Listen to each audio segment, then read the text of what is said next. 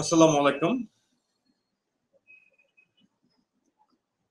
আজকে আমাদের job recruitment test প্রিপারেশনের ওরিয়েন্টেশন ক্লাস।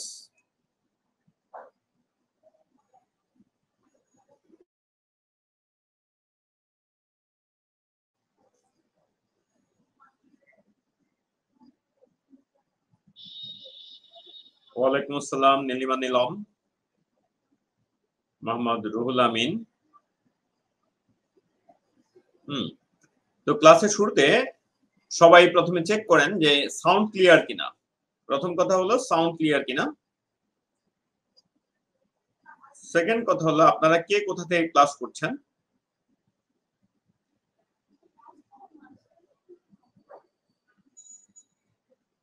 নাজিম, ওয়ালাইকুম আসসালাম রাহমাতুল্লাহ।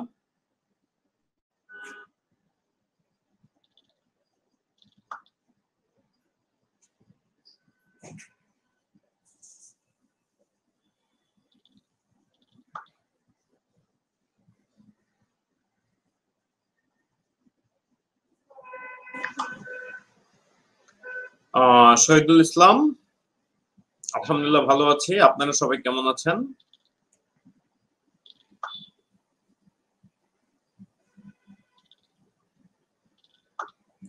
Susmita Khan, thank you. Syed Akbar Nobel,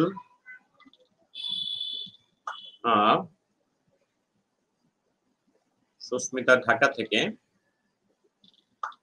Nazim Rangamati থেকে, সিদ্ধার্থ মাদারীপুর থেকে, শহীদুল ইসলাম শহীদ পাবনা থেকে, জান্নাতুল বাকি নরসিংদী থেকে, আলহামদুলিল্লাহ।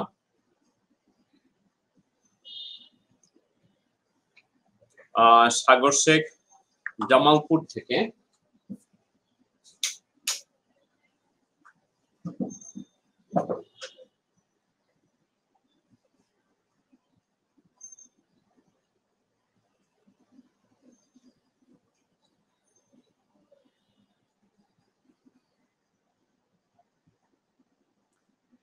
তো ক্লাসে সবাইকে স্বাগতম। আজকে আমাদের জব রিক্রুটমেন্ট টেস্ট প্রিপারেশন কোর্সের ওরিয়েন্টেশন ক্লাস, তার মানে ক্লাস নাম্বার 00। এখান থেকে আমরা জানবো আজকে যে জব রিক্রুটমেন্ট টেস্ট প্রিপারেশনে মানে টেস্টের কোশ্চেন কেমন থাকে, কি কি থাকে, এবং আমরা কিভাবে প্রিপারেশন নেব, তাহলে এই বিষয়গুলো আমরা আজকে আলোচনা করবো ইনশাআল্লাহ। তাহলে আজকে ওরিয়েন্টেশন ক্লাস, আপনাদের সাথে আছি আমি আনোয়ারুল কবির। আমার সম্পর্কে আপনারা এখানে মোটামুটি জানতে পারবেন, আমার ব্যাকগ্রাউন্ড এবং আমি কি করি, কি পড়াই, এগুলো জানতে পারবেন।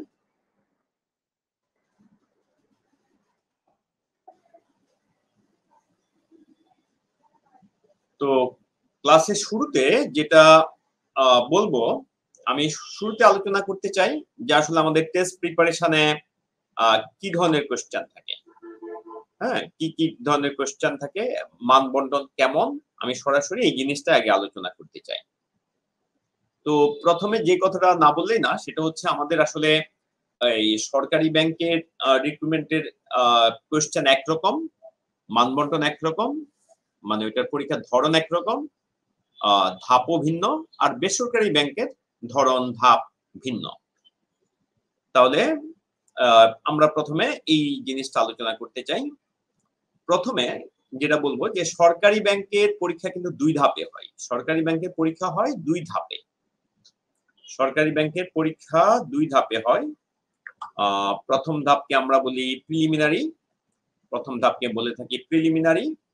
এবং দ্বিতীয় ধাপকে আমরা বলে থাকি রিটেন। প্রিলিমিনারি হয় পুরাটা এমসিকিউ তে, আর রিটেন হয় পুরাটা, তো রিটেন যেহেতু নামটাই রিটেন। আর বেসরকারি ব্যাংক কিন্তু রিটেন এবং প্রিলিমিনারি দুইটা কিন্তু একসাথে হয়। বেসরকারি ব্যাংকে রিটেন এবং প্রিলিমিনারি দুইটা একসাথে হয়। তাহলে এটা একটা মেজর ডিফারেন্স সরকারি আর বেসরকারির মধ্যে। তো আমরা সরকারি ব্যাংকের নিয়োগ পরীক্ষার আমরা একটু আবার যদি একটু মানে মূল জিনিসগুলো যদি আলোচনা করি তাহলে এটা ২ ধাপে পরীক্ষা। আ ধাপ ১ হলো প্রিলিমিনারি, এমসিকিউ হবে পুরাটাই। আর এখানে আমাদের কোয়েশ্চেন থাকে মানে ১০০ মার্কের পরীক্ষা, ১০০ টা কোয়েশ্চেন। প্রতিটা কোয়েশ্চেনে ১ নাম্বার করে। প্রতিটা কোয়েশ্চেনে ১ নাম্বার করে। আচ্ছা। তাহলে এটা গেল ধাপ ১। এরপরে ধাপ ২ তে আ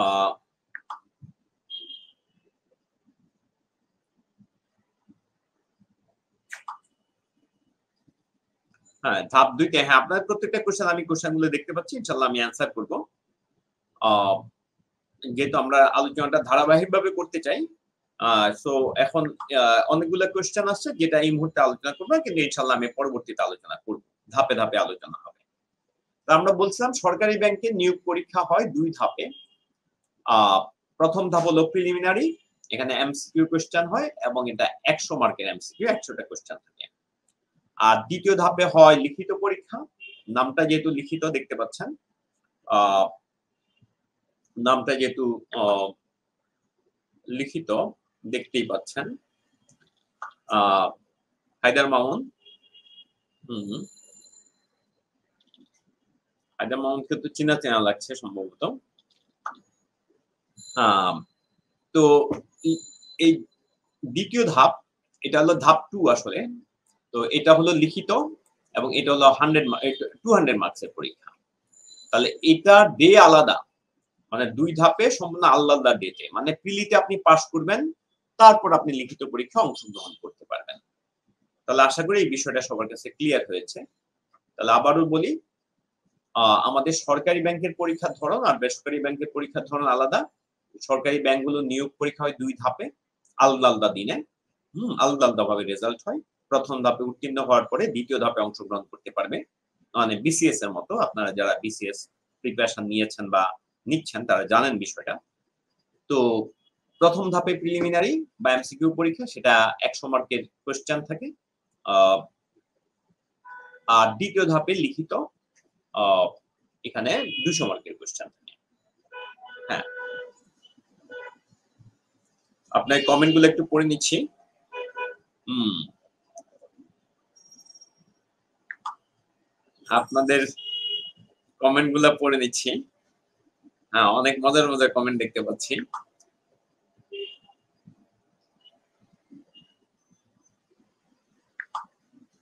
আমরা প্রত্যেকটা জিনিস ধাপে, ধাপে আলোচনা করব ইনশাআল্লাহ। হুম, প্রত্যেকটা জিনিস আমরা ধাপে, ধাপে আলোচনা করব।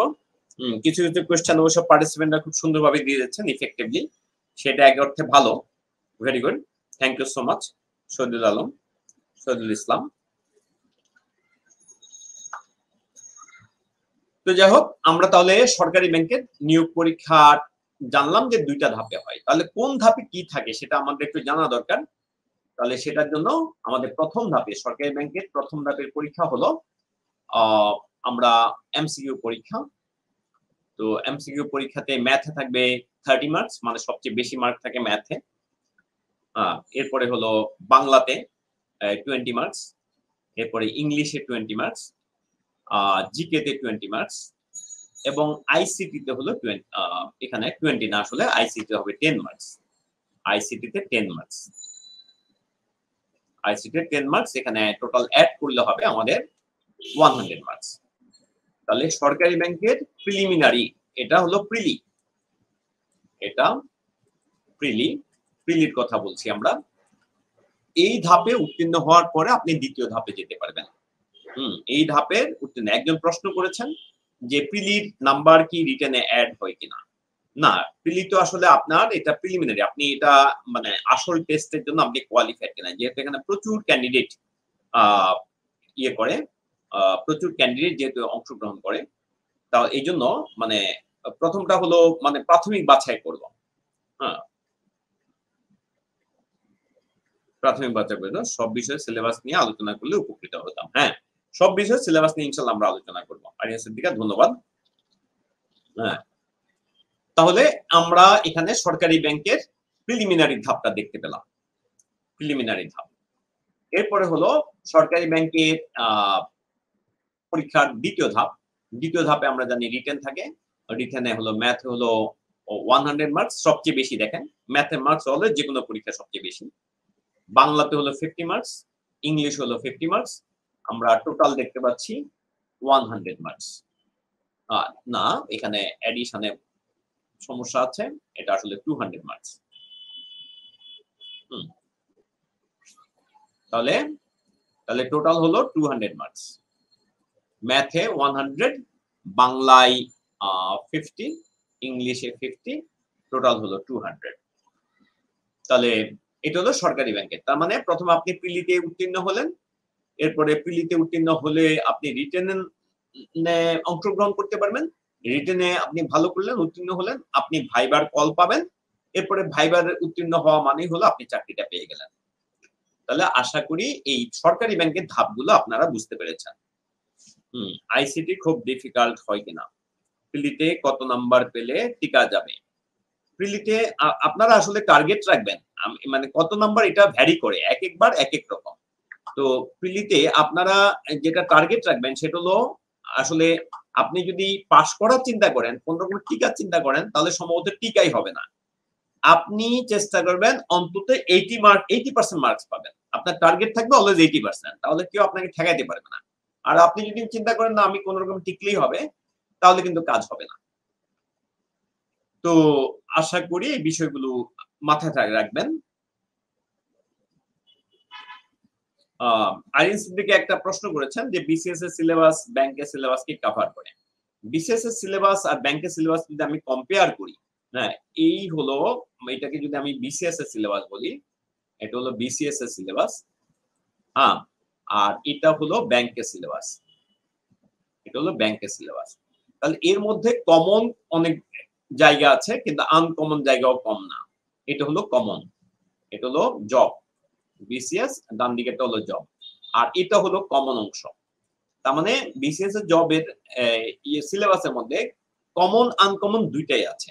অর্থাৎ বিসিএস এ এমন অনেক কিছু টেস্ট করা হয়, দেখেন বিসিএস এর বৃত্তটা আমি বড় রেখেছি, বিসিএস এ এমন অনেক কিছু টেস্ট করা হয় যেটা জবে টেস্ট করা হয় না, আবার জবে এমন অনেক কিছু টেস্ট করা হয় যেটা বিসিএস এ টেস্ট করা হয় না। তাহলে এই জন্য দুইটা সিলেবাস, কিন্তু একটা একটাকে হেল্প করে, একটা একটাকে হেল্প করে, একটা একটা ফাউন্ডেশনটা তৈরি করে দেয়। এইভাবে মিলন আপনি খুব সুন্দর প্রশ্ন করেছেন। এই এই এই গ্রুপে কিভাবে জয়েন করবেন, কোর্সে কিভাবে জয়েন করবেন, এটা একটা আগে কমেন্টে দেওয়া আছে। আপনারা এই পেজে সমস্ত আলোচনা পাবেন। এখন আপনি যে একটা কমেন্ট করছেন, মানে আপনি এই যে কমেন্ট লিখেছেন, তার আগে মার্চ ফরওয়ার্ডের পক্ষ থেকে দেখবেন আপনাদের কোর্স প্ল্যান, এখানে লেকচার সংখ্যা যেমন আমরা দেখতে পাচ্ছি, লেকচার সংখ্যা হলো 50টা, ভিডিও লাইভ ক্লাস হলো 50টা, প্রতিটি ক্লাসের পিডিএফ, হ্যাঁ, এগুলো আপনারা পাবেন। এগুলো তারপর হলো পার্সিয়াল টেস্ট আপনার 10টা, ফাইনাল মডেল টেস্ট 10টা, কোর্সের রেজিস্ট্রেশন ফি মাত্র 400 টাকা।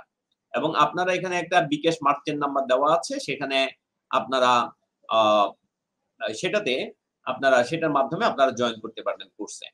হ্যাঁ, অর্থাৎ সমস্ত ইনফরমেশন এই ক্লাসেরই কমেন্ট সেকশনে দেওয়া আছে, সমস্ত ইনফরমেশন, শুধু মার্চ ফরওয়ার্ডের কমেন্টটাকে আপনি ফলো করবেন। আচ্ছা, তাহলে আমরা যাই। এরপরে আমরা যদি বেসরকারি ব্যাংকের পরীক্ষার একটু সম্পূর্ণ পদ্ধতিটা দেখি, বেসরকারি ব্যাংক কিন্তু এক ধাপেই হয়, এখানে কোনো আলাদা ধাপ হয় না। বেসরকারি ব্যাংক এক ধাপেই পুরাটা হয়, এটা আলাদা কোনো ধাপ হয় না। তো এক ধাপে, আলাদা ধাপ মানে এক সিটিং এ এট এ টাইম এক ডেটই হয়। অর্থাৎ এক্সাম হলে আপনি একবার ঢুকতে হবে, এক্সাম হলে আপনি একবার ঢুকতে, আমি মূল পরীক্ষার কথা বলছি, ভাইবার কথা বাদ দিয়ে বলছি। তাহলে ভাইবার কথা বাদ দিয়ে বলছি বেসরকারি ব্যাংকে, তাহলে এমসিকিউ তে থাকে ম্যাথ হলো 30 মার্কস, ইংলিশে 20 মার্কস, অ্যানালিটিক্যাল এবিলিটি 15 মার্কস। এই হলো টোটাল কত 75 মার্কস। এটা হলো এমসিকিউ, এটা পুরোটা হলো এমসিকিউ, খেয়াল রাখবেন, খেয়াল করবেন। এরপরে রিটেন হলো 25 মার্কস, রিটেন হলো 25 মার্কস, আর টোটাল হলো 100 মার্কস। মানে এট এ টাইম একটা সিটিং এ পরীক্ষা, এট এ টাইম একটা সিটিং এ পরীক্ষা। আপনারা দেখবেন যে ম্যাক্সিমাম কিছু কিছু আনকমন ব্যাপার, হয়তো এক্সেপশনাল ব্যাপার থাকতে পারে, কিন্তু বেশিরভাগ বেসরকারি ব্যাংকে আপনার বাংলার উপর বা আইসিটির উপর টেস্ট হয় না, সাধারণত হয় না। হ্যাঁ, এই জন্য আপনি পার্টিকুলার যে ব্যাংকে প্রিপারেশন নেবেন তাদের আগের কোশ্চেন গুলো সলভ করবেন, এটা কিন্তু টেস্ট প্রিপারেশন সবচেয়ে গুরুত্বপূর্ণ দিক। তো যাই হোক, আমরা আশা করি মানদণ্ডটা বুঝতে পেরেছি যে বেসরকারি ব্যাংকের ইয়েতে কি কি হয়, পরীক্ষায় মানে সরকারি এবং বেসরকারি ব্যাংকের পরীক্ষায় কি কি থাকে। এখন হলো আমাদের সিলেবাস কি। আমাদের সিলেবাস দুই ব্যাংকের জন্য আপনার যেটা মানে সরকারি ব্যাংকের যে সিলেবাস, সাবজেক্ট যদি কমন থাকে, যেমন ইংলিশে সরকারি ব্যাংকের যে সিলেবাস বেসরকারি ব্যাংকে কিন্তু একই সিলেবাস। তারপর হচ্ছে আপনার ওই ম্যাথও একই সিলেবাস, মোটামুটি একই সিলেবাস, কিন্তু ডিফিকাল্টি লেভেল হয়তো ভিন্ন থাকতে পারে কোশ্চেনের।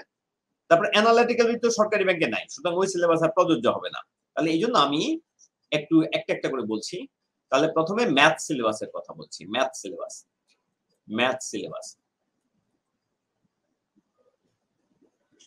Math syllabus. ম্যাথ সিলেবাসে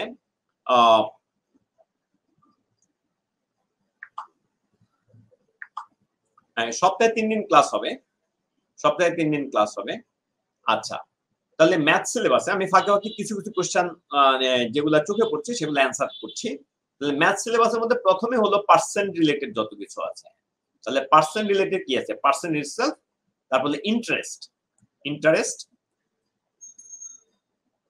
ইন্টারেস্ট রিলেটেড অঙ্ক, প্রফিট রিলেটেড অঙ্ক, প্রফিট লস, প্রফিট লস,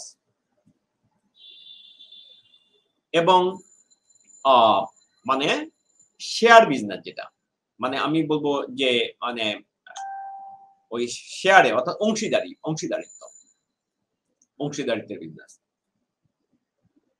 অংশীদারি।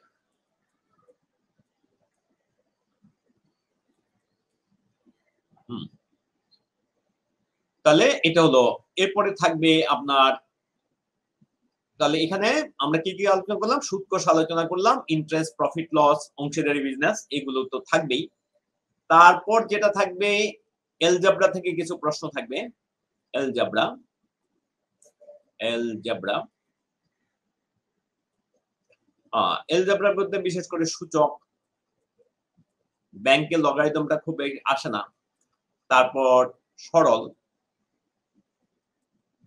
তারপর ইকুয়েশন, ইকুয়েশন এগুলো বেশি আসে অ্যালজেব্রার মধ্যে। এছাড়া আপনার যেটা আমরা অ্যালজেব্রা বা এর মধ্যে এমনি নাম্বার সিস্টেম, নাম্বার সিস্টেম,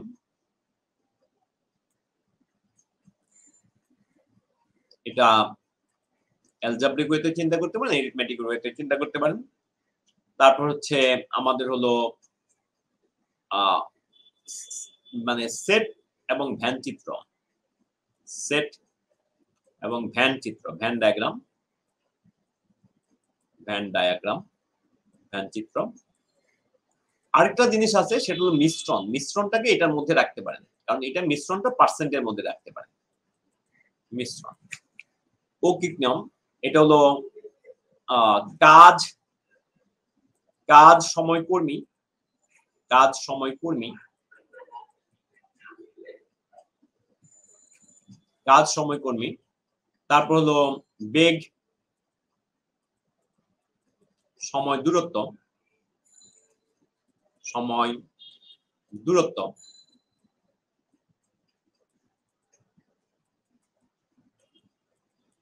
এই হলো মোটামুটি সিলেবাস, ম্যাথের সিলেবাস। ও কিছু জিওমেট্রি, অল্প কিছু জিওমেট্রি, জ্যামিতি খুব কম, জ্যামিতি, পরিমিতি, জ্যামিতি প্লাস পরিমিতি। ব্যাংকে সাধারণত জ্যামিতির চেয়ে পরিমিতিটা বেশি থাকে। জ্যামিতি থাকে হঠাৎ হঠাৎ, বাট জ্যামিতির চেয়ে পরিমিতিটা বেশি থাকে। আচ্ছা, তাহলে আশা করি এতটুকু বুঝেছেন। কোর্স ফি মাত্র 400 টাকা। সুমনা হাওলাদার, কোর্স ফি মাত্র 400 টাকা। আপনারা এর আগে কমেন্টে বিস্তারিত সব পাবেন। সপ্তাহে 3 দিন ক্লাস। তো যাই হোক, তাহলে আমরা এখানে ম্যাথ সিলেবাস নিয়ে আলোচনা করলাম, ম্যাথ সিলেবাস। এরপরে আমরা যদি ইংলিশের সিলেবাসটা বলতে চাই, ইংলিশে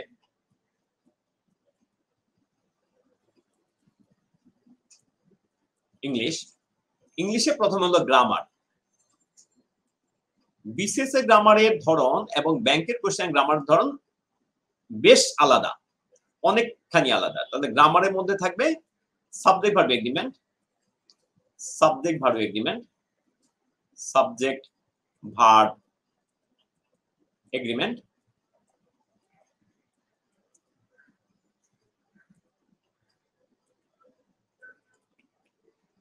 প্রোনাউন রিলেটেড যত কাজ, প্রোনাউন রিলেটেড যত ধরনের কোশ্চেন হতে পারে। তারপর হচ্ছে প্রিপজিশন তো থাকবেই,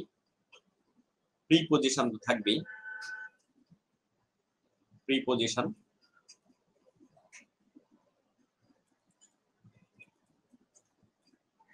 অ্যাডজেক্টিভ,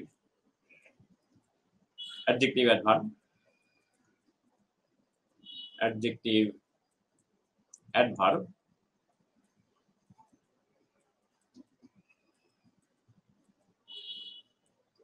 modifier,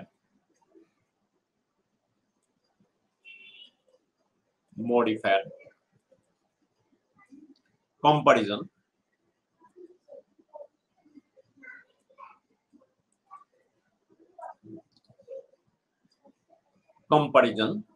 তারপর হচ্ছে প্যারালালিজম,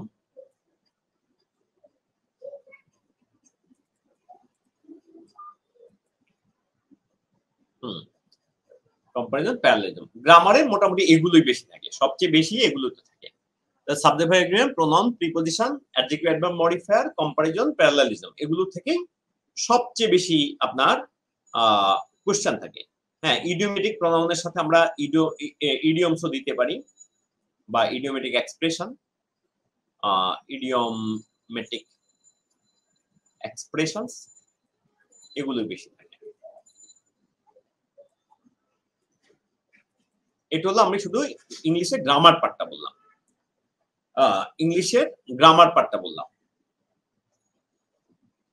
ইংলিশের আরেকটা পার্ট যেটা না বলি না, ইংলিশের আরেকটা পার্ট হলো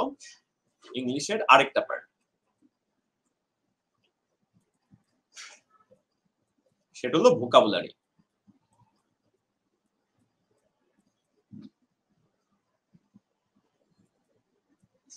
ভোকাবুলারি মানে আপনাকে ওয়ার্ডের মিনিং জানতে হবে। তো ভোকাবুলারির মধ্যে কোশ্চেন টাইপ হতে পারে আপনার ফিল ইন দ্য ব্ল্যাঙ্কস, আপনি চাইলে সেন্টেন্স কমপ্লিশনও বলতে পারেন। তারপর হলো সিনোনিম,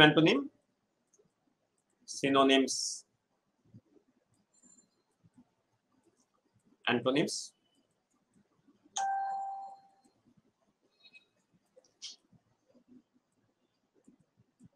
অ্যানালজি, এগুলো vocabulary. Fill in the blanks, synonym, antonym, analogy মানে এটা সেন্টেন্স কমপ্লিশন, মানে টেক্সট কমপ্লিশন, মানে সেন্টেন্সটাকে আপনাকে ফুল করতে হবে আর কি, এমসিকিউ ধরনের কোশ্চেন। এটা হলো ভোকাবুলারি। আরেকটা হলো রিডিং কম্প্রিহেনশন।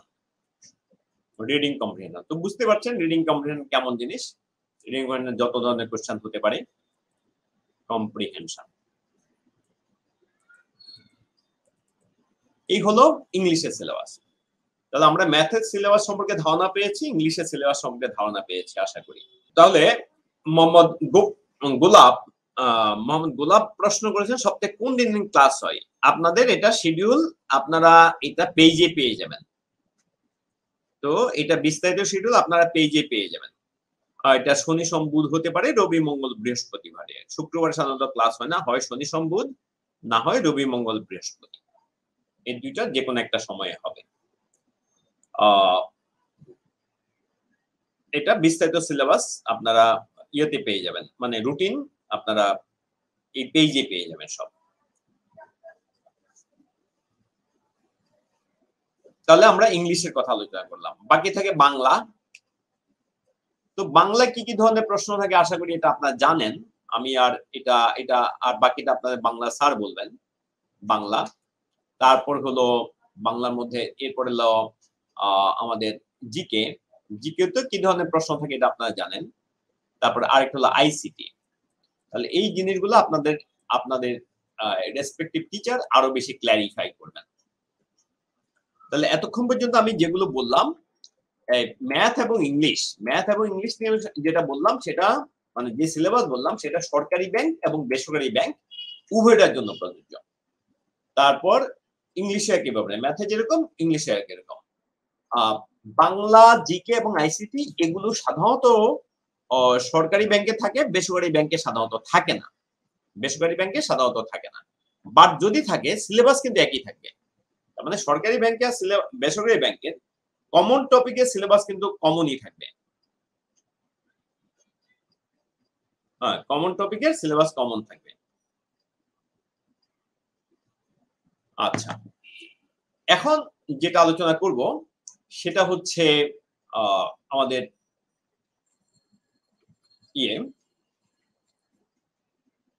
এখন যেটা আলোচনা করব সেটা হচ্ছে অ্যানালাইটিক্যাল অ্যাবিলিটি সিলেবাস। এটা শুধু সাধারণত সরকারি ব্যাংকে থাকে না, এটা বেসরকারি ব্যাংকে থাকে। অ্যানালাইটিক্যাল অ্যাবিলিটি এটা বেসরকারি ব্যাংকের জন্য দরকার। সরকারি ব্যাংকের মধ্যে বাংলাদেশ ব্যাংকে আসে মাঝে মাঝে। বাংলাদেশ ব্যাংকে তো মানে অন্যান্য ব্যাংকের একরকম, বাংলাদেশ ব্যাংকে আপনারা জানেন একটু ভিন্ন রকম, তাহলে বাংলাদেশ ব্যাংকে আসতে পারে। অ্যানালাইটিক্যাল অ্যাবিলিটির মধ্যে আছে পাজলস বা ধাঁধা। এটার আকৃতিগতভাবে কিছুটা এটা রিডিং কম্প্রিহেনশনের মতো, এটা অনেকটা আরসির মতো, কিন্তু এখানে এমফাসিসটা ভিন্ন, কোশ্চেন টাইপ ভিন্ন, কিন্তু আকার দেখতে আকৃতি যেটা, তো সেটা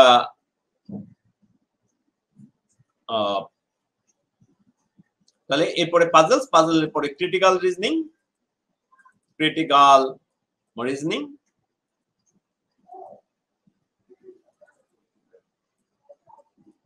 এবং এরপরে হলো ডেটা সাফিসিয়েন্সি নামে এক ধরনের কোশ্চেন থাকে, ডেটা সাফিসিয়েন্সি।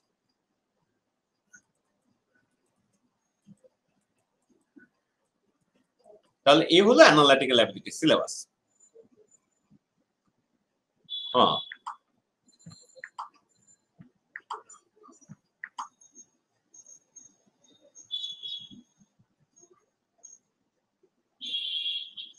তাহলে এখন আমরা যেটা আলোচনা করব সেটা হচ্ছে আমাদের পরবর্তী আলোচনার বিষয় হলো আমরা একটা কোশ্চেন দেখব। এখানে বাংলাদেশ ব্যাংকের কোশ্চেনকে স্ট্যান্ডার্ড ধরে, বাংলাদেশ ব্যাংকের কোশ্চেনকে স্ট্যান্ডার্ড ধরে আমরা এখন দেখব বাংলাদেশ ব্যাংকের কোশ্চেন। তাহলে আমরা চলে গেলাম এখানে বাংলাদেশ ব্যাংকের একটা কোশ্চেনে। আশা করি দেখেন তো, মানে লেখা একটু ছোট, আমি স্বীকার করছি, তাহলে তারপর আশা করি দেখা যাবে। আমি জাস্ট কোশ্চেনের চেহারাগুলো আপনাদেরকে দেখাতে চাই। বাংলাদেশ ব্যাংকের অ্যাসিস্ট্যান্ট ডিরেক্টর পদের জন্য এটা কোশ্চেন। এটার যে এমসিকিউ এর জন্য আসলে 1 ঘন্টা সময়, এমসিকিউ পার্টটার জন্য 1 ঘন্টা সময়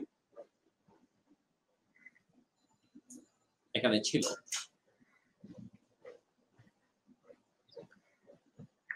তো আসেন এখানে আমরা এমসিকিউ, এটা প্রথমে গ্রামারের কোশ্চেন দেখতে পাচ্ছি। যদি আমরা 1 নাম্বার প্রশ্নটা একটু পড়ার চেষ্টা করি, দেখেন তো পড়া যায় কিনা। আপনারা মনে হয় যদি যদি এভাবে ধরেন তাহলে আশা করি পড়া যাবে। যদি প্রশ্নটা এইভাবে ধরেন তাহলে আশা করি পড়া যাবে। আমি জানি একটু কষ্ট হবে, বাট স্টিল আপনারা সেই কষ্টটা করলে ভালো হয়। তাহলে কি আছে, at the end of the play about women's liberation, the leading lady cautioned the audience not to judge womanhood by the way she dresses. তাহলে at the end of the play about women's liberation, তার মানে কি at the end of the play about women's liberation, তার মানে কি women's liberation সম্পর্কে একটা play বা একটা নাটক বলছে, এটা শেষে লিডিং লেডি, তার মানে হলো মানে কেন্দ্রীয় চরিত্র যিনি, কেন্দ্রীয় মানে নারী চরিত্র যিনি, কশন দ্য অডিয়েন্স, তাহলে তার অডিয়েন্সকে অর্থাৎ দর্শকদেরকে সতর্ক করেছেন নট টু জাজ womanhood by the way she dresses. তাহলে এখানে by the way she dresses দেওয়া আছে। এখন আমরা যদি একটু এখানে অ্যান্সার গুলো দেখি, এখানে বিতে আছে দেখেন শি ড্রেস, শি এর সাথে ড্রেস কখনোই খাটবে না, কারণ শি হলে এখানে ড্রেসেস হবে, তাহলে আমরা বিটা নিঃসন্দেহে কেটে দিতে পারি। ইট ড্রেসেস মানে তো এখানে ইট বলতে বোঝানোর মতো একটা জিনিসই এখানে লজিক্যালি খাটে, সেটা হলো উমেনহুড। তো উমেনহুডের কোনো ড্রেস আছে, তাহলে এটা ই ড্রেসেস খাটবে না। দে ড্রেস, দে বলতে এখানে কোনো মানে মহিলাদেরকে বোঝাচ্ছে সেটা আমরা বুঝতে পারছি, কিন্তু উইমেন নামের কোনো নাউন নাই এখানে। উইমেন শব্দটা, উইমেন নামের কোনো নাউন নাই। হ্যাঁ, উইমেন নামের কোনো নাউন নাই। তাহলে দেখেন, তাহলে আমাদের এটাও হবে না। তাহলে আমাদের অ্যান্সার একমাত্র এই হতে পারে। আশা করি সবাই ধরতে পারছেন। আশা করি সবাই ধরতে পারছেন। একটু হয়তো ছোট দেখাবে লেখা, আমি আপনাদের রিকোয়েস্ট করবো আপনারা একটু এখান থেকে একটু আপনারা যদি মনোযোগ দেন, আশা করি ল্যান্ডস্কেপে দেখলে আপনারা এটা কোশ্চেন গুলো ধরতে পারবেন। তো আজকের জন্য এই কোশ্চেনটা করেন, কারণ এট এ টাইম কোশ্চেন পুরোটা দেখানোর জন্য রিয়েল কোশ্চেন।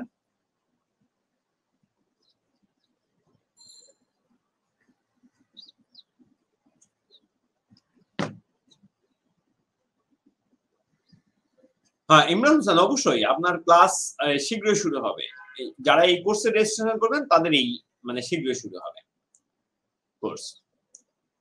তো আমাদের সেকেন্ড কোশ্চেনটা যদি দেখি, as no one knows the truth as fully as him, হ্যাঁ, as no one knows the truth as fully as him, no one but him can provide the testimony.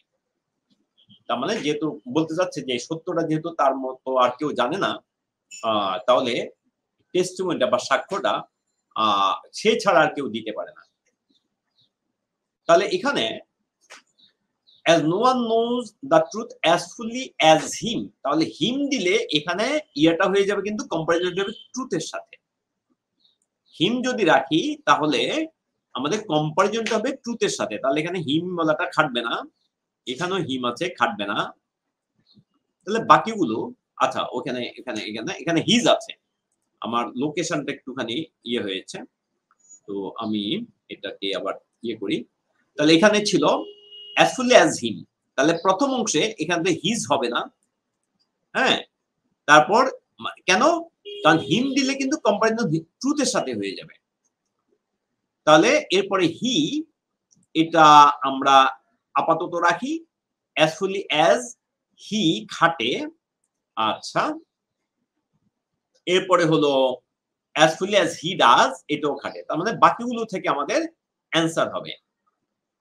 আচ্ছা, এরপরে দ্বিতীয় অংশটা আমরা যদি দেখি, নো ওয়ান বাট হিম, এখানে can provide, এখানে এই নো ওয়ান বাট, এই বাটটা কিন্তু কনজাংশন, এই বাটটা কিন্তু ব্যতীত, এই বাটের মানে হলো ব্যতীত, ব্যতীত, বাটের মানে হলো ব্যতীত, মানে অ্যাকসেপ্ট অর্থে ব্যবহৃত হয়েছে, EXCEPT, অ্যাকসেপ্ট অর্থে ব্যবহৃত হয়েছে। নো ওয়ান বাট হিম, তার মানে এটা এখানে বাটটা হলো নো ওয়ান বাট হিম, মানে হলো নো ওয়ান অ্যাকসেপ্ট হিম।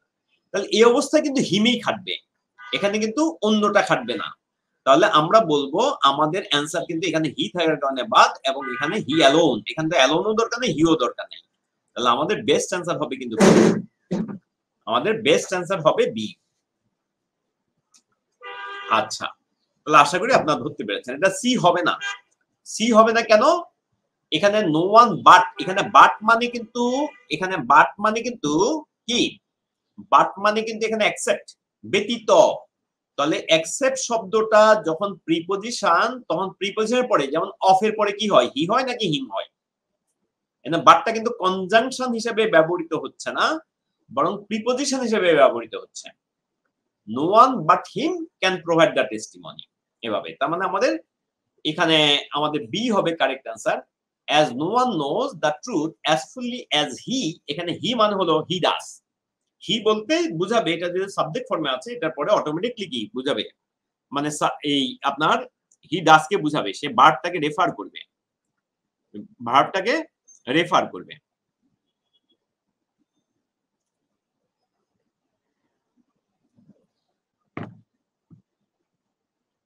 আচ্ছা, তাহলে এরপর আসেন, his speech was optimistic but at the end of it he struck a note of caution, এখানে his speech was optimistic, তাহলে মানে কি, তার স্পিচটা ছিল অপটিমিস্টিক, আশাবাদী, কিন্তু শেষ দিকে সে একটা সতর্ক বাণী উল্লেখ করেছে, মানে একটু সতর্ক করেছে। তাহলে হি স্ট্রোক, এখানে কিন্তু পাস্ট টেন্সে আছে, হিজ স্পিচ ওয়াজ, তাহলে হি স্ট্রোকস তো হবে না, আর এখানে স্ট্রাইক থেকে আসছে, সো আমাদের বিও হবে না, হি স্ট্রাইকড না, এখানে আমাদের এটাও হবে না, সিও হবে না, তাহলে স্ট্রাকও হবে না। এখানে এখানে হি স্ট্রোক, এটাকে যদি আমরা একটু ইয়ে করি, প্রথমে এ হবে না স্ট্রোকস এর কারণে, স্টার্ট হবে না, স্ট্রাকও হবে না, তাহলে স্ট্রাইক এর নোট অফ কোশ্চেন, আমাদের অ্যান্সার হবে সি।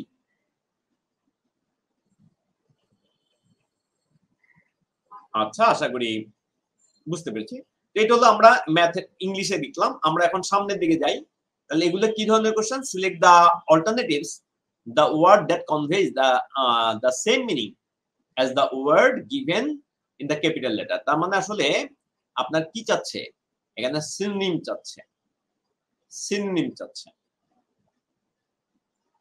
তাহলে প্রথম শব্দ হলো মিলি। মিলি মানে কি? মিলি মানে কি? তাহলে মিলি, মিলি মানে কি? মিলি মানে হলো এক ঝগড়াঝাটি, মতভেদ, মতদ্বন্দ্ব, ঝগড়াঝাটি, দ্বন্দ্ব, কলহ। তাহলে কাইন্ডনেস যাবে না, এলিমিনেট যদি করেন, সিম্পল সং যাবে না, প্রিমিটিভ ড্যান্স যাবে না, তাহলে একমাত্র হবে অ্যান্সার হলো ব্রল। লিম্পিড মানে কি? লিম্পিড মানে হলো ক্লিয়ার।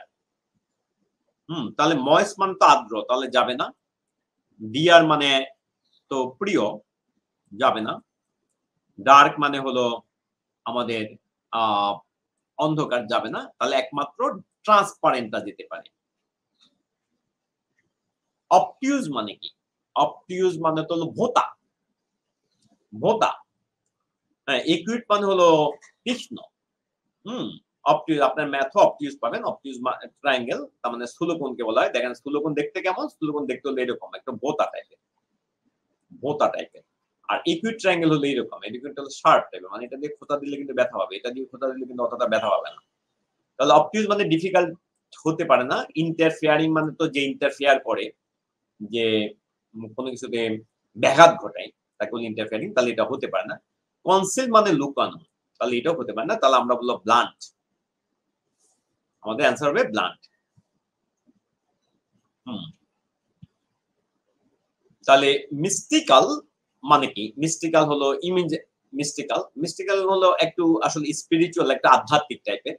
সো ইমাজিনারি এটা হবে না, ভেগ অস্পষ্ট হবে না, মিস্টেরিয়াস না, কিন্তু এটা কিন্তু মিস্টেরিয়াস না।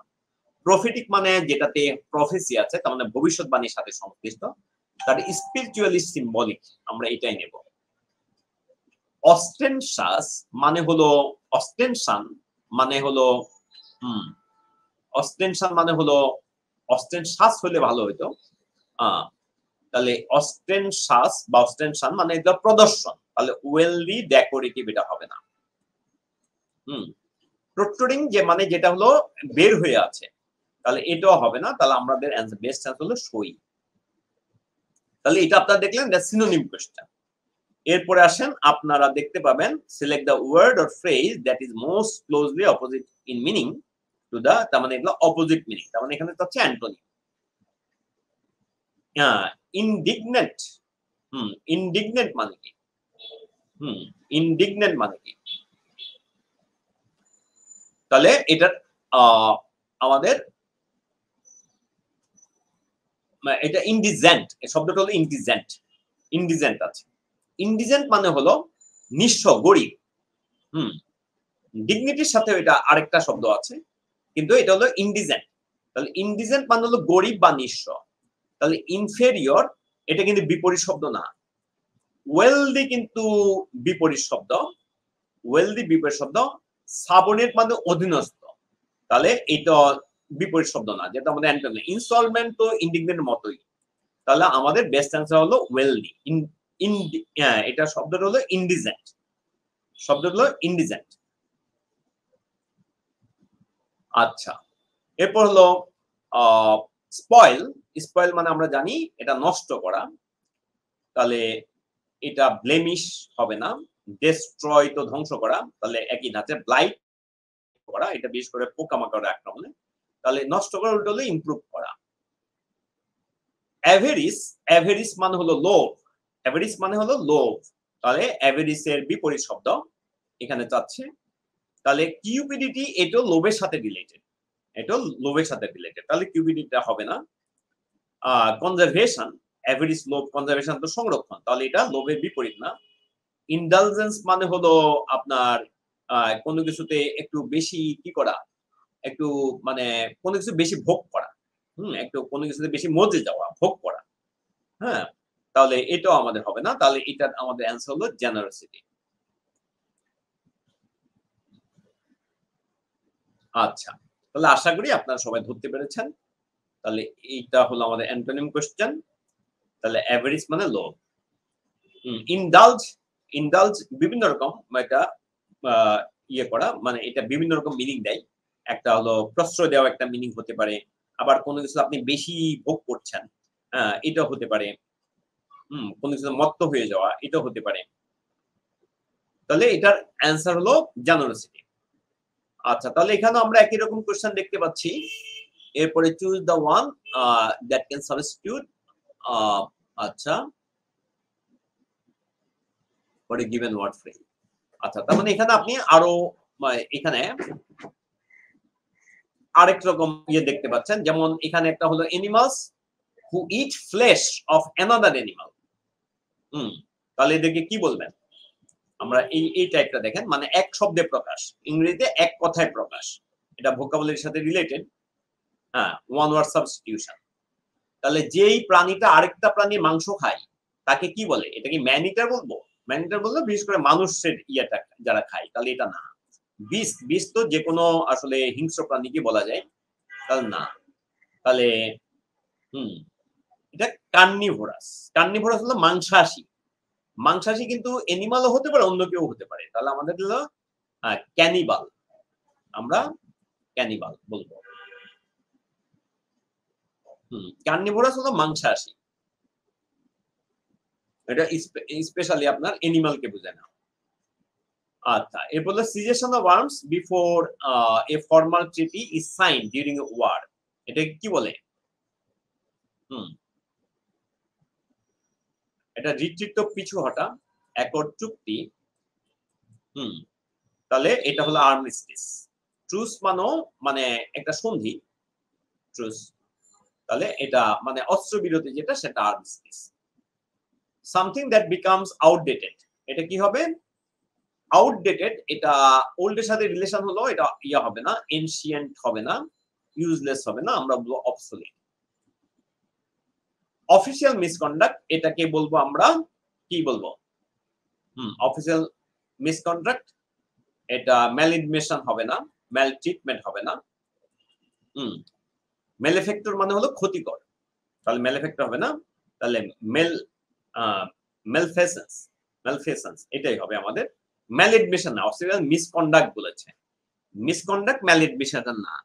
Likely to break apart easily, likely to break apart easily, তাহলে আমরা কি বলবো? এটা ব্রেকেবল, তো অনেক কিছু ব্রেকেবল। ব্রেকেবল মানে যেটা ভাঙ্গা যায়, তাই বলে খুব সহজে ভাঙ্গা যায় এমনটা নাও হতে পারে। থিন মানে পাতলা, হার্শ মানে কঠোর, তাহলে হবে ব্রিটল বা ফ্রেজাইল হবে আমাদের।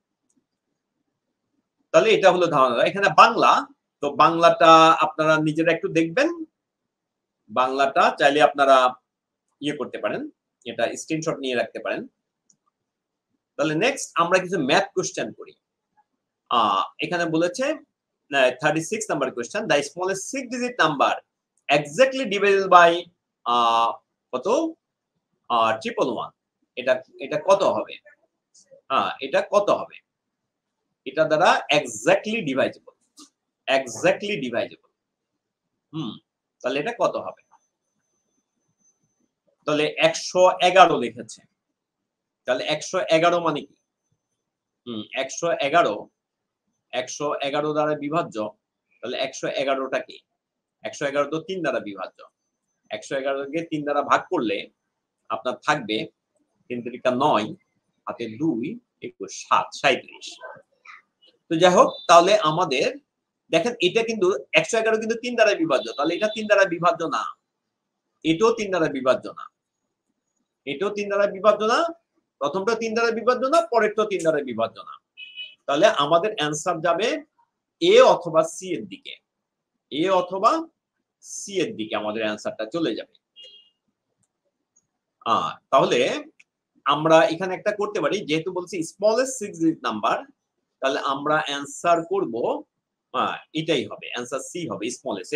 এটা কিন্তু মানে এটা স্মলেস্ট না, এটাও বিভাজ্য, 111 দ্বারা বিভাজ্য, কিন্তু এটা স্মলেস্ট না। তাহলে আমাদের অ্যান্সার হবে এত, মানে সিটা আমাদের অ্যান্সার হবে। আচ্ছা, এরপরে হলো the ratio of two numbers is 3:4 and their highest common factor is 4. তাহলে এলসিএমটা কত? হাইয়েস্ট কমন ফ্যাক্টর মানে হলো গসাগু। তা আপনার মানে হাইয়েস্ট কমন ফ্যাক্টর লসাগু, আপনি রেশিওর সংখ্যাগুলোকে যদি হাইয়েস্ট কমন ফ্যাক্টর দ্বারা গুণ করে দেন তাহলে কিন্তু পেয়ে যাবেন। তার মানে আমাদের এলসিএম হবে কত হবে? এলসিএম হবে ওই অনুপাতের সংখ্যাগুলোকে আগে করেন, অনুপাতের সংখ্যাগুলোকে গুণ করেন, মানে 3 × 4 ইনটু এলসিএম, এসিএফ মানে ইনটু এসিএফ, এটা 4। এই প্রথম 3 হলো অনুপাতের 3, পরের 4টা হলো অনুপাতের 4, পরে এইটা হলো এসিএফটা হলো এই 4টা। যেমন আমরা যদি এখানে বুঝার চেষ্টা করি যে কেমনে আসে, যেমন অনুপাত, এখানে যদি আমরা একটু বুঝার চেষ্টা করি যে একটাকে 3:4 মানে একটা তাহলে থ্রাইসেক বলা যায়, একটা তাহলে থ্রাইসেক বলা যায়, আরেকটা তাহলে 4x বলা যায়। খেয়াল করেন অনুপাতের কারণে। তাহলে x আর এদিকে থাকে 3, আর এটা হলো কত? আর এটা হলো দেখেন এটা হলো 4। তাহলে HCF মানে কত? HCF মানে কিন্তু x, HCF মানে হলো x, আমরা যেভাবে করেছি তার মানে x মানে তো 4। আর LCM কত? LCM হলো আমাদের x × 3 × 4, x × 3 × 4, তার মানে 4 × 3 × 4, তার মানে আমরা বলবো কত? 48। আশা করি সবাই ধরতে পারছেন। আমাদের অ্যান্সার হবে ডি। দেখেন সবার কাছে ক্লিয়ার কিনা। দুইটা সংখ্যার অনুপাত যদি 3:4 হয় এবং তাদের গসাগু হলো কত হয়? গসাগু যদি 4 হয়, তাহলে এটা সংক্ষেপে আপনি যদি শর্টকাটে বের করতে চান তাহলে অনুপাতের রাশি গুণ করেন এবং তার সাথে গসাগু গুণ করেন। আর যদি বুঝতে চান যে এটা কিভাবে হবে, তাহলে আমরা এটার আশ্রয় নিতে পারি, ডান দিকে যেটা করে দিয়েছি তার আশ্রয় নিতে পারি। যেমন এইভাবে আমরা লসাগু গসাগু দুইটাই বের করতে পারি। এটা গসাগু। তাহলে এখান থেকে আমরা দেখতে পাচ্ছি যেটা, সেটা হচ্ছে দেখেন এখান থেকে স্পষ্ট যেটা দেখা যাচ্ছে, যেটা কমন নিলাম সেটা হলো HCF। তো HCF টা হলো x, কিন্তু ওরা বলেছে HCF হলো 4, তার মানে x এর মান হলো 4। আর LCM আমরা গুণ করলে পাই যে x 3 এবং 4 গুণ করলে পাই LCM, তাহলে x এর মান বসিয়ে দিলে আমরা একেবারে পেয়ে যাই। আর যদি শর্টকাটে করতে চান তাহলে জাস্ট গুণ করে দেন অনুপাতের রাশি এবং কাকে, এবং গসাগুকে, অনুপাতের রাশি এবং গসাগুকে গুণ করে দেন। Very good. এখন বললো what decimal of an hour is a second. What decimal of an hour is a second. তার মানে কি চাচ্ছে? তার মানে জানতে চাচ্ছে যে এক আওয়ারের কত অংশ 1 সেকেন্ড, এক আওয়ারের কত অংশ 1 সেকেন্ড, এটা জানতে চাচ্ছে। তো এক আওয়ারের কত অংশ, আমরা যদি এখানে একটু হিসাবটা করতে চাই, আমরা যদি একটু সংক্ষেপে হিসাবটা করতে চাই উইদাউট এনি ক্যালকুলেটর, তাহলে আমরা কিভাবে করব? তার আগে এটা মুছে দিই। তাহলে এক আওয়ারের কত অংশ 1 সেকেন্ড, তাহলে এটা মূলত আমরা বলবো 1 বাই মানে 1 সেকেন্ড, আর এখানে এক আওয়ারে তো আমাদের এত ইনটু এত সেকেন্ড, 3600 সেকেন্ড। তাহলে 3600 সেকেন্ড, 3600।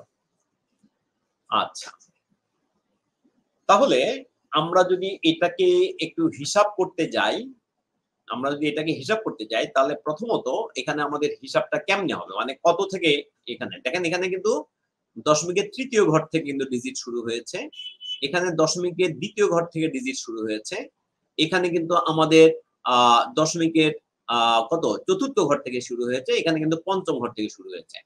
আপনারা যদি দেখেন এটা 1/1000 হতো, 1/1000 হতো, তাহলে আপনি বলতেন এটা কত হইতো, এটা হলো 0.000। আমি একটু সংক্ষেপে বোঝানোর চেষ্টা করছি, 0.00 অর্থাৎ 2 ঘর পর তৃতীয় ঘর থেকে সংখ্যা শুরু হইতো। হ্যাঁ, কিন্তু দেখেন যদি 2 দিয়ে শুরু হইতো, এটা কিন্তু 2000 হইতো, এটা কিন্তু 2000 হইতো, তাহলে আমরা বলতাম এটা হয়তো আমাদের 0.00, এরপরে আমাদের যেতে একের মধ্যে যেত না, 3 ঘরের পরে শুরু হইতো। তার মানে আমাদের 3টা শূন্য কিন্তু থাকবেই, আমাদের এখানে 3টা শূন্য থাকবেই। তাহলে আমরা বলবো এখানে 5 হতো আর কি। তাহলে আমাদের 3 ঘর দিয়ে যেটা সেটাই আমাদের অ্যান্সার, তার মানে আমাদের অ্যান্সার হবে সি। আশা করি সবাই ধরতে পারছেন আমি কি বলেছি, আশা করি সবাই ধরতে পারছেন। হাজারের ঘরে থাকলে, অর্থাৎ আমাদের উপরে তো 1, নিচে কিন্তু হাজারের ঘরে 1000-এর চেয়ে বেশি, তো 1000 হলে কি হইতো, দশমিকের পরে 2টা শূন্য থাকতো। আবার 2000 হলে দেখেন দশমিকের পরে 3 শূন্য এসে যাচ্ছে, 3000 হলেও 3 শূন্য থাকবে, 4000 হলেও 3 শূন্য থাকবে, 5000 হলেও 3 শূন্য থাকবে, একবারে 9000 পর্যন্ত দেখবেন 3 শূন্য। আবার যদি 10000 তাহলে 4 শূন্য এসে যাবে। তাহলে আমাদের এ অ্যান্সার হওয়ার কোনো সুযোগ নাই, বি অ্যান্সার হওয়ার কোনো সুযোগ নাই, ডি অ্যান্সার হওয়ার কোনো সুযোগ নাই। আশা করি সবাই ধরতে পারছেন, আশা করি সবাই ধরতে পারছেন। তাহলে আমি জিনিসটা আবার বলি, তাহলে আমাদের হলো 1/, আপনি তো ক্যালকুলেটর পাবেন না, ক্যালকুলেটর পাবেন না, এই জন্য আমরা একটু মানে লজিকলি করার চেষ্টা করি। এটা যদি 1/1000 হয়, 1/1000 হয়, তাহলে আমরা বলতাম এখানে কত আছে, এখানে হতো আমাদের হলো 0 দশমিক কত এসে যাবে, 0.001। হ্যাঁ, তাহলে এটা যেহেতু 1000 উপরে, 1000 থেকে বাড়লে কিন্তু দশমিক পরে শূন্য একটা বেড়ে যাবে, 1000 থেকে বাড়লে কিন্তু দশমিকের পরে শূন্য একটা বেড়ে যাবে। এটা যদি 10000 হয়, আমি নিচে লিখছি, এটা 10000 হইতো, 1/10000 হইতো, তাহলে দশমিক পরে কিন্তু 3 শূন্য হইতো, দশমিক পরে 3 শূন্য হইতো। দেখেন তাহলে এটা 3 শূন্য, 10000 বেড়ে গেলে কিন্তু 4 শূন্য হয়ে যাবে। তাহলে আমাদের এখানে এটা যদি 10000 হইতো, বলেছি এটা যদি 10000, তাহলে আমাদের এটাও হবে না, এটাও হবে না, আমাদের 3 শূন্য কিন্তু ওই 2 শূন্যটা হবে না। এটা তো 1000 দিয়ে ভাগ করলে শূন্য, ডাবল জিরোর পরে 1 আসে, তাহলে এখানে ডাবল জিরোর পরে 2 আসবে কেমনে, তাহলে এটা হচ্ছে না, এখানে এটা কেমনে হবে, তাহলে আমাদের একমাত্র অ্যান্সার কিন্তু সি। তার মানে আপনি কমন সেন্স দিয়ে কিন্তু করে ফেলতে পারবেন উইদাউট ইউজিং এনি ক্যালকুলেটর। আর এই ধরনের পরীক্ষাগুলোতে আপনি ক্যালকুলেটর ইউজ করতে পারবেন না, এমসিকিউতে আপনি ক্যালকুলেটর ইউজ করতে পারবেন না। এখন আপনাকে জিজ্ঞেস করেছে, 39 নাম্বার প্রশ্নটা যদি আমরা দেখি, কোশ্চেন নাম্বার 39, তাহলে what mathematical operation should come at the place of question mark in the equation. তাহলে এই ইকুয়েশনে কোশ্চেন মার্কের জায়গায় কত হবে, আগে এটা আপনি হিসাব করে ফেলেন, এটাতে কি দেওয়া আছে। আমরা যদি এটাকে সিম্পলিফাই করি তাহলে আমরা বলবো এটা আছে 150, এখানে হলো কোশ্চেন মার্ক, এখানে 6, আর বাকি ওখানে পাবো -14, বাকি পাবো -14 সমান 11 দেওয়া আছে। তাহলে দেখেন এখানে আমরা যদি যোগ বিয়োগ করি তাহলে হবে না, তাহলে এ অ্যান্সার হওয়ার কোনো সুযোগ নাই, বি অ্যান্সার হওয়ার সুযোগ নাই, গুণ করলে তো অনেক বেড়ে যাবে, তার মানে গুণও হবে না। তাহলে একমাত্র অ্যান্সার হলো ডি। কারণ যদি আমরা এখানে ভাগ চিহ্ন বসাই, এখানে যদি ভাগ চিহ্ন বসাই তাহলে আমরা পাবো 150 ভাগ 6 -14, তার মানে 25 -14, 25 -14 সমান 11। তো আশা করি সবাই ধরতে পারছেন। তাহলে এটা হলো আপনাদেরকে আমি দেখাই, মানে যেটা আমার উদ্দেশ্য সেটা একটু দেখিয়ে দিতে চাচ্ছি যে কোশ্চেন গুলো কেমন থাকে, যেন সিলেবাস সম্পর্কে আপনাদের ধারণাটা আরেকটু স্বচ্ছ হয়। তাহলে এরপরে আমরা দেখতে পাচ্ছি এটা কত, তাহলে আমরা যদি এটাকে ভাঙি 2√27, তারপর মাইনাস √75 প্লাস √1 এত। আমার সলভ করার এখানে উদ্দেশ্য হলো কোশ্চেন সম্পর্কে আপনাদেরকে একদম ক্লিয়ার পিকচারটা দিয়ে দেওয়া, কোশ্চেন সম্পর্কে ক্লিয়ার পিকচার দেওয়া, এটা হলো আমার এখানে ম্যাথ গুলা করার উদ্দেশ্য।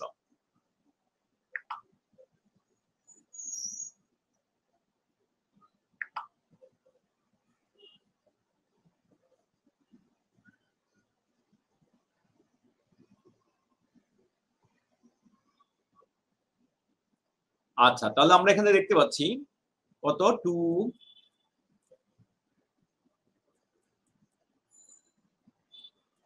9 into 3 minus √25 into 3 plus 4 into 3। আমরা বর্গ সংখ্যা রেখে বাকিগুলো আলাদা করে ফেললাম। তাহলে প্রথমে আমাদের এখানে এটা কিন্তু ইয়ে হয়ে যাবে, তার মানে 2 into 3 √3, পরেরটা কিন্তু 5 √3, পরেরটা কিন্তু 2 √3। তাহলে আমরা পেয়ে গেলাম 6 √3 minus 5 √3 plus 2 √3। তাহলে 8 √3 থেকে আমাদের কত বাদ যাবে? 8 √3 থেকে আমাদের 5 √3 বাদ যাবে, তার মানে আমাদের অ্যান্সার হবে 3 √3। এটাই হবে আমাদের অ্যান্সার। তাহলে কি হবে? 3 √3। আশা করি সবাই ধরতে পারছেন। Very good. 41 নম্বর প্রশ্নটা যদি একটু দেখি, 41 নম্বর প্রশ্নটা তাহলে বলেছে the average of 5 consecutive odd numbers is 61. What is the difference between the highest and lowest number? হ্যাঁ, তাহলে বলা হচ্ছে 6টা consecutive odd নাম্বারের এভারেজ হচ্ছে 61, তাহলে সর্বোচ্চটা এবং সর্বনিম্নটার ব্যবধান কত? সর্বোচ্চ এবং সর্বনিম্নের ব্যবধান আমাদের কাছে জানতে চাওয়া হচ্ছে। তাহলে 5টা consecutive নাম্বারের এভারেজ হচ্ছে 61, তাহলে সর্বোচ্চটা এবং সর্বনিম্ন নাম্বারের ডিফারেন্স কত? আসলে এখানে কনজিকিউটিভ নাম্বারের মধ্যে কনজিকিউটিভ অড নাম্বারের ক্ষেত্রে আমাদের এভারেজ কত তার উপর কিন্তু সর্বনিম্ন এবং সর্বোচ্চটার ব্যবধান নির্ভর করে না। আমরা যদি লোয়েস্টটাকে যদি আমরা বলি x, তাহলে আমাদের এটা হলো ফার্স্টটা, তাহলে আমাদের সেকেন্ডটা হবে, পরেরটা হবে x প্লাস 2, অড নাম্বার তো মানে 2 2 করে বাড়বে, এরপরেরটা হবে x প্লাস 4, এরপরেরটা হবে x প্লাস 6, পাঁচটা, তাহলে x প্লাস 8, তাহলে এটাই হবে আমাদের হাইয়েস্ট, এটাই হবে হাইয়েস্ট। তাহলে দেখেন এভারেজের উপর কিন্তু এটা নির্ভর করলো না, তাহলে আমাদের ডিফারেন্স হবে কিন্তু 8, আমাদের ডিফারেন্স হলো 8। তাহলে ব্যাপারটা আপনারা সংক্ষেপে কেমনে করতে পারেন? সংক্ষেপে আমাদের আসলে সবগুলো সংখ্যা বের করার কোনো দরকার নাই। আমাদের আমরা যদি বলি প্রথম ও শেষটার ব্যবধান, যদি কনজিকিউটিভ ইন্টিজার হয়, যদি বলে কনজিকিউটিভ ইন্টিজার, তাহলে এটা অলওয়েজ হবে n-1, মানে n-1 ইনটু 1। যদি বলে কনজিকিউটিভ অড, কথাটা একটু খেয়াল করবেন, তাহলে হবে n-1 ইনটু 2। যদি বলে কনজিকিউটিভ ইভেন, তাহলে কিন্তু n-1 ইনটু 2। মূল ব্যাপারটা হলো 5টা সংখ্যার মধ্যে ব্যবধান কিন্তু 4টা, nটা সংখ্যার মধ্যে ব্যবধান কিন্তু n এর চেয়ে 1 কম। তাহলে এটা যদি পূর্ণ সংখ্যা হয়, তাহলে গ্যাপ কয়টা? গ্যাপ হলো n এর চেয়ে 1 কম ইনটু 1, মানে কনজিকিউটিভ ইন্টিজারের ক্ষেত্রে যদি পূর্ণ সংখ্যার ক্ষেত্রে ব্যবধান 1 করে, আর যদি বিজোড় সংখ্যা তাহলে ব্যবধান 2 করে। তো যার কারণে গ্যাপ তো হলো n-1টা, কিন্তু প্রতিটা ব্যবধান হলো 2 করে, তার মানে n-1 ইনটু 2। তাহলে এখানে এইভাবে চিন্তা করলে আমাদের আর এখানে মানে গড় কত সেটা আর কাজে লাগানো যায় না। যদিও তৌহিদুল ইসলাম সুজন বা আরো কেউ কেউ হয়তো এটা লিখেছেন, কিন্তু আমাদের এটা লাগে না আসলে। তাহলে আমরা সরাসরি এটা করতে পারবো। এটা হলো 5 - 1 * 2, দ্যাট মিন্স এটা হলো 4 * 2 = 8। আশা করি আমার কথাটা ধরতে পেরেছেন আমি কি বলতে চেয়েছি। দেখেন আমার কথা সবার কাছে ক্লিয়ার কিনা, আমার কথাটা সবার কাছে ক্লিয়ার কিনা একটু দেখেন। আচ্ছা, এরপরে হলো পরের কোশ্চেনে যদি যাই,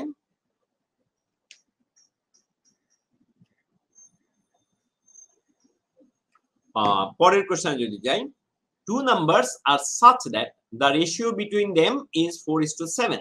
If each is increased by 4, the ratio becomes 3:5. The larger number is what? The larger number কত?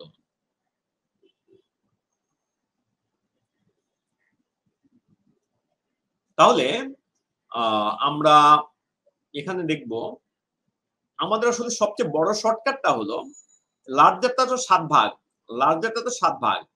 তাহলে 7 ভাগ, এটা অবশ্যই 7 ভাগ থাকা মানে 7 দ্বারা বিভাজ্য হবে। 7 দ্বারা বিভাজ্য কিন্তু একটাই আছে। এমসিকিউ শর্টকাট এটা। এখানে 7 দ্বারা বিভাজ্য সংখ্যা কিন্তু আছে একটাই। দুইটা নাম্বার তাদের রেশিও, এখানে নাম্বার মানে আসলে ইন্টিজার বলছে, দুইটা নাম্বার তাদের রেশিও যদি 4:7 হয়, তাহলে বড়টা হলো 7 ভাগ, তাহলে প্রত্যেককে যদি 4 করে বাড়ানো হয় রেশিও 3:5 হয়। এখন বলছে লার্জার নাম্বার কত। তো আপনি খেয়াল করেন লার্জার নাম্বার কিন্তু 7 ভাগ, এখানে 7 দ্বারা বিভাজ্য সংখ্যা আছে একটাই। তাহলে এটাও না এটাও না, তাহলে আমাদের অ্যান্সার হবে সি। তাহলে আশা করি এতটুকু বুঝতে পেরেছেন। এখন যদি আমি বিস্তারিত করতাম তাহলে আমি এইভাবে করতাম, বড়টা হলো 3x, আমি কালি যদি একটু চেঞ্জ করি, কালিটা চেঞ্জ করে নিচ্ছি, বড়টা হলো 3x, ছোটটা হলো 4x।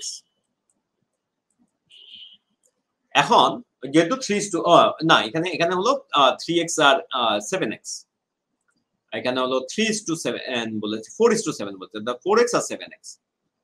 তাহলে বড়টা 4x, ছোটটা 7x, তাহলে 4x ডিভাইড 7x। তাহলে এটা প্রথম রেশিও মিলে গেল। এবার সেকেন্ড রেশিও, প্রত্যেকের সাথে 4 যোগ করব, তাহলে এটা যদি 4 হয় এটাও 4। নতুন যে অনুপাত হলো সেটা কিন্তু বলেছে 3/5, তাহলে 3/5। তাহলে আপনি একবার গুণ করে দেন, তাহলে আপনি পাচ্ছেন দেখেন 21x প্লাস 12 ইকুয়ালস আপনি পাচ্ছেন 20x প্লাস 16। তাহলে আপনি x ইকুয়াল টু পেয়ে যাচ্ছেন, x ইকুয়াল টু পেয়ে যাচ্ছেন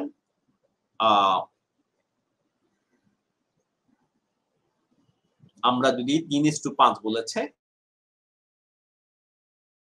আমরা পাচ্ছি 20x প্লাস 20x প্লাস 20, আসলে 20x প্লাস 20। এখানে 3 প্রথমে 4:7, তারপর 3:5, তাহলে 5 দ্বারা গুণ করলে এটা 20x প্লাস এখানে হলো 20। তাহলে x ইকুয়াল টু পাচ্ছি আমরা 8। তাহলে আমাদের মূল সংখ্যাটা, বড় সংখ্যাটা ছিল কিন্তু 7x, তাহলে 7x সমান, তাহলে আমরা বলবো 7 * 8 সমান কিন্তু 56। কিন্তু দেখেন আগে কিন্তু আমরা যে প্রথমে এটা করেছি আমাদের কিন্তু এই নিয়মটা লাগে নাই, আমাদের কিন্তু এই নিয়মটা লাগে নাই। কেন লাগে নাই? আপনি যদি প্রশ্নটা ভালো করে খেয়াল করেন, অরিজিনালি আমাদের দেওয়া আছে এটা রেশিও হলো 4:7। ওই আমাদের প্রথম নিয়মটা খেয়াল করেন, 4:7। বড়টা কত? বড়টা যেহেতু 7 ভাগ দেওয়া আছে, তাহলে 7 দ্বারা বিভাজ্য কি? তো 36 7 দ্বারা বিভাজ্য না, 48 7 দ্বারা বিভাজ্য না, 56 7 দ্বারা বিভাজ্য, তাহলে আমাদের 56 হইতে পারে। এবং 64 7 দ্বারা বিভাজ্য না, তো আমরা 4টা থেকে তো 3টা বাদই দিয়ে দিলাম, 4টা থেকে তো 3টা বাদই দিলাম, তাহলে তো আমাদের অ্যান্সার হয়ে গেছে। তাহলে এই রকম ম্যাথে আরো আপনারা অনেকগুলো কোশ্চেন দেখছেন, আমি বলবো আপনারা একটু নিজেরা প্র্যাকটিস করবেন, এগুলো স্ক্রিনশট নিয়ে রাখতে পারেন এবং নিজেরা একটু সলভ করার চেষ্টা করবেন। এখানে আমরা একটা স্পেশাল টাইপের অঙ্ক, একটা অঙ্ক করি 60।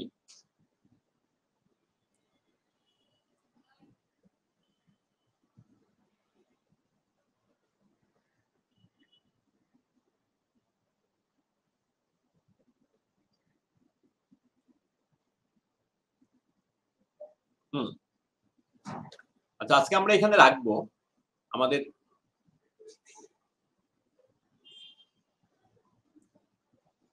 প্রশ্নগুলো দেখে নেন।